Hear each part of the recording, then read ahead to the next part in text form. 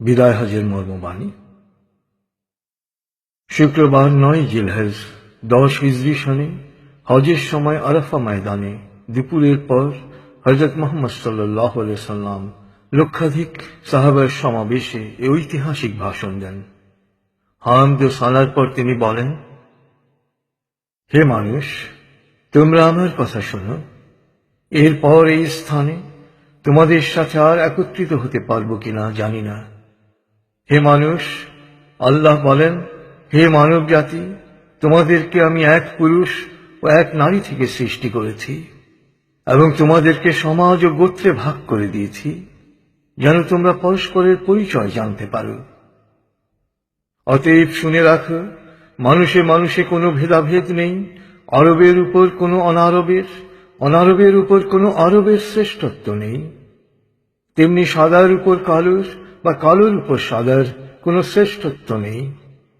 তোমাদের মধ্যে সেই ব্যক্তি আল্লাহর কাছে সবচেয়ে বেশি সম্মান ও মর্যাদার অধিকারী যে আল্লাহকে ভালোবাসে। হে মানুষ, শুনে রাখো, অন্ধকার যুগের সকল বিষয় ও প্রথা আজ থেকে বিলুপ্ত হল। জাহেলি যুগের রক্তের দাবিও রহিত করা হল। হে মানুষ, শুনে রাখো, অপরাধের দায়িত্ব কেবল অপরাধীর উপরই বর্তায়। পিতা তার পুত্রের জন্যে আর পুত্র তার পিতার অপরাধের জন্যে দায়ী নয়।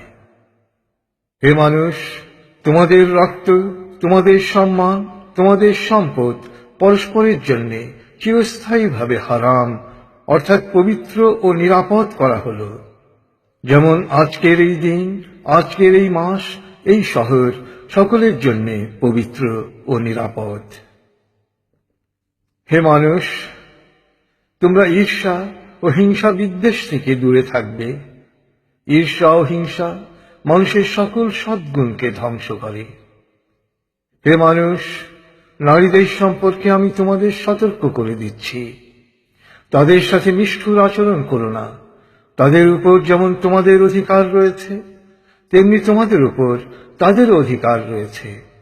সুতরাং তাদের কল্যাণের দিকে সবসময় খেয়াল রেখো। হে মানুষ, অধীনস্থদের সম্পর্কে সতর্ক হও। তোমরা নিজেরা যা খাবে তাদেরও তা খাওয়াবে, নিজেরা যা পরবে তাদেরও তা পরাবে। শ্রমিকের শরীরের ঘাম শুকানোর আগেই তার মজুরি পরিশোধ করবে।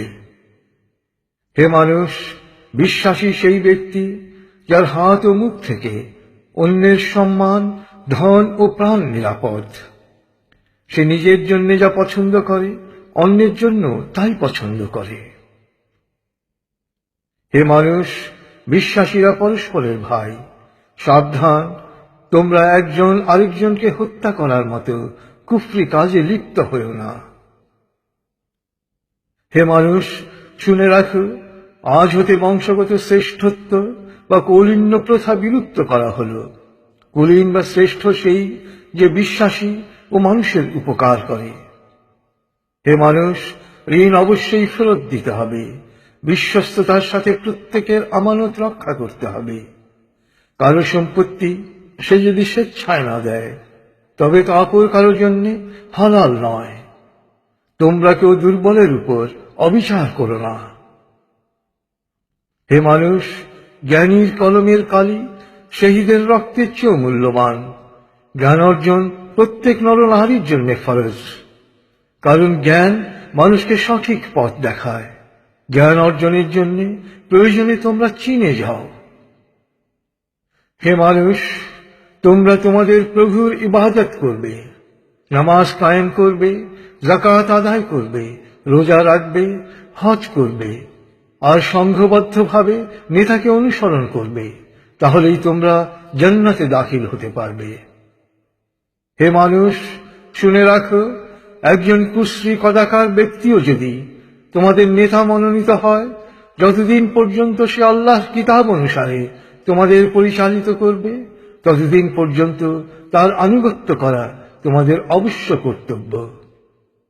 হে মানুষ, শুনে রাখো, আমার পর আর কোনো নবী নেই। হে মানুষ, আমি তোমাদের কাছে দুটো আলোকবর্তিকা রেখে যাচ্ছি।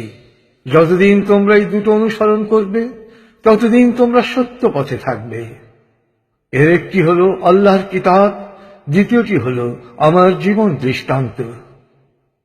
হে মানুষ, তোমরা কখনই ধর্ম নিয়ে বাড়াবাড়ি করো না, কেননা অতীতে বহু জাতি ধর্ম নিয়ে বাড়াবাড়ি করার কারণে ধ্বংস হয়ে গেছে।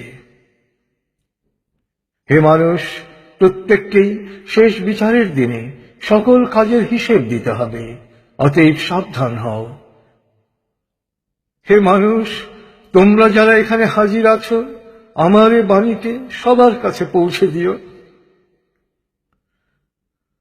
এরপর তিনি জনতার উদ্দেশ্যে জিজ্ঞেস করলেন, হে মানুষ, আমি কি তোমাদের কাছে আল্লাহর বাণী পৌঁছে দিয়েছি? সকলে সমস্বরে জবাব দিল, হ্যাঁ।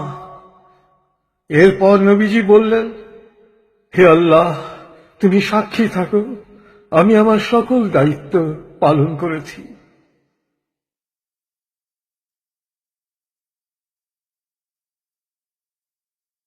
রাসূলুল্লাহ সাল্লাল্লাহু আলাইহি সাল্লামের উম্মত হিসেবে আমাদেরও দায়িত্ব তার এই শেষ বাণী সবার কাছে পৌঁছে দেয়া। আল্লাহ আমাদের সবাইকে এ দায়িত্ব পালন করার তৌফিক দান করুন।